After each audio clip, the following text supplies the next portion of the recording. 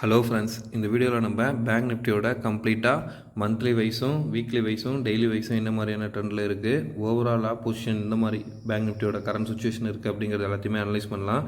இதே மாதிரி நிஃப்டியோட அனலைசிஸ் பண்ணி ஆல்ரெடி வீடியோ போட்டேன். வீடியோட லிங்க் நான் உங்களுக்கு டிஸ்கிரிப்ஷனில் தரேன், அதை பாருங்கள். ரெண்டையும் பார்க்குறப்ப ஓவராலாக நம்மளோட மார்க்கெட், இந்தியன் மார்க்கெட் எப்படி இருக்குது அப்படிங்கிறத நம்மளால் புரிஞ்சிக்க முடியும். ஓகே ஃப்ரெண்ட்ஸ், இப்போ நீங்கள் பார்த்துட்டு இருக்கிறது பேங்க் நிஃப்டியோட டே கேண்டில், பேங்க் நிஃப்டியோட மந்த்லி கேண்டில். பேங்க் நிஃப்டியோட மந்த்லி கேண்டில் நான் இப்போ ஒரு ட்ரெண்ட் லைன் வரைகிறேன் பாருங்கள். ஓகேங்களா? அதே மாதிரி பாட்டமில் ஜோனை கனெக்ட் பண்ணி நான் வரைகிறேன். ஃப்ரெண்ட்ஸ், இது ஆக்சுவலாக என்ன சொல்லுவோம்னா, இது ஒரு ட்ரையாங்கிள் பேட்டர்ன் சொல்லுவோம். ட்ரையாங்கிள் பேட்டர்னில் பாருங்கள், ஒரு லோ ஹை லோ ஹையை நோக்கி மூவ் ஆகிட்டுருக்கு. ஓகேங்களா? ரெசிஸ்டன்ஸ் இந்த இடம் ரெசிஸ்டன்ஸ் ஆக்ட் ஆகும், சப்போர்ட்டு. ஸோ மேலே இந்த லெவல் வரைக்கும் மூவ் ஆகிறதுக்கான பாசிபிலிட்டிஸ் உண்டு. அந்த லெவல் எதுனா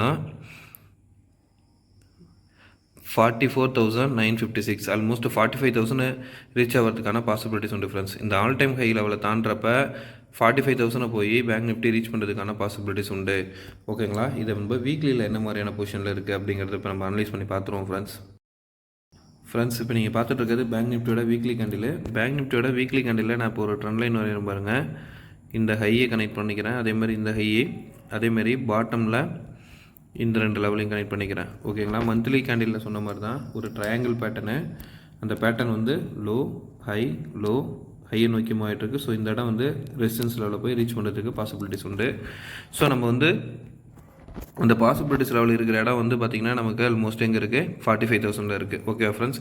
ஸோ இப்போ ஃபஸ்ட்டு ரெசிஸ்டன்ஸ் பார்த்திங்கன்னா 44,150லேருந்து 170, இந்த ஆல் டைம் ஹை லெவலுக்கு மேலே பிரேக் அவுட் ஆகிற பட்சத்தில் இது ஈஸியாக போய் இந்த லெவல், அதாவது ஒரு 800 பாயிண்ட்ஸ் ரீச் பண்ணுறதுக்கான பாசிபிலிட்டிஸ் உண்டு ஃப்ரெண்ட்ஸ். ஓகேங்களா?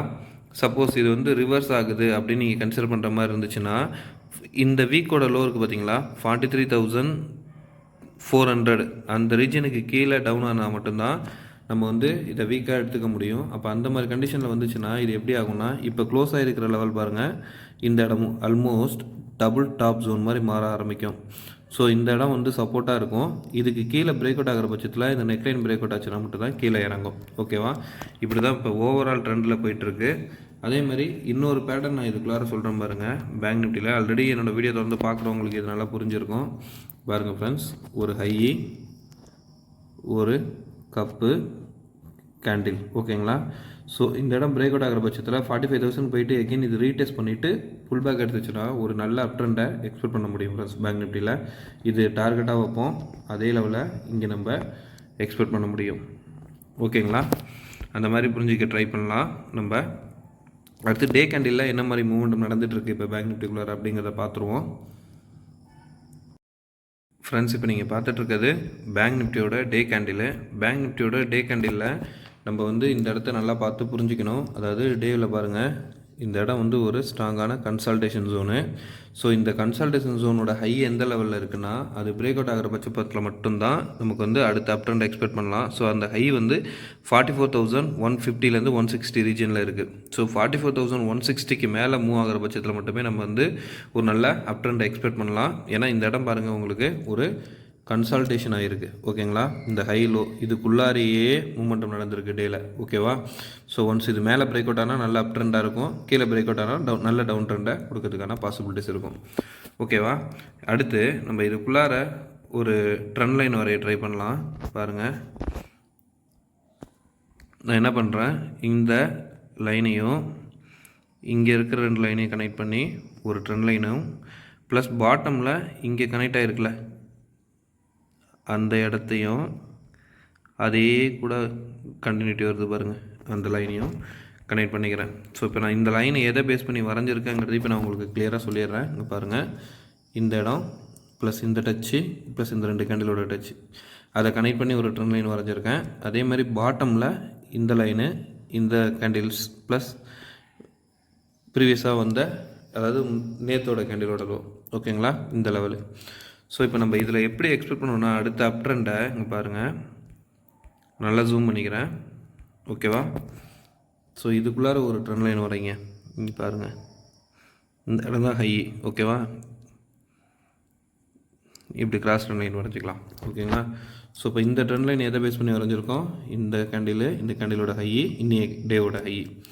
ஸோ இன்னைய டேவோட ஹையை ஃபர்தராக கட் பண்ணி மேலே மூவ் ஆக ஆரம்பிக்கிறப்ப நமக்கு வந்து எந்த லெவல் வரைக்கும் போகலான்னா, இப்போ க்ளோஸ் ஆகிருக்கிற லெவல் வந்து 44,018, இன்றைக்கி ஹை வந்தது 44,066. ஓகேங்களா, அப்போ 44,050க்கு மேலே நல்லா மூவ் ஆகிறப்ப ஃபஸ்ட்டு டார்கெட்டாக 44,150 அந்த 100 பாயிண்ட்ஸ் வரும்.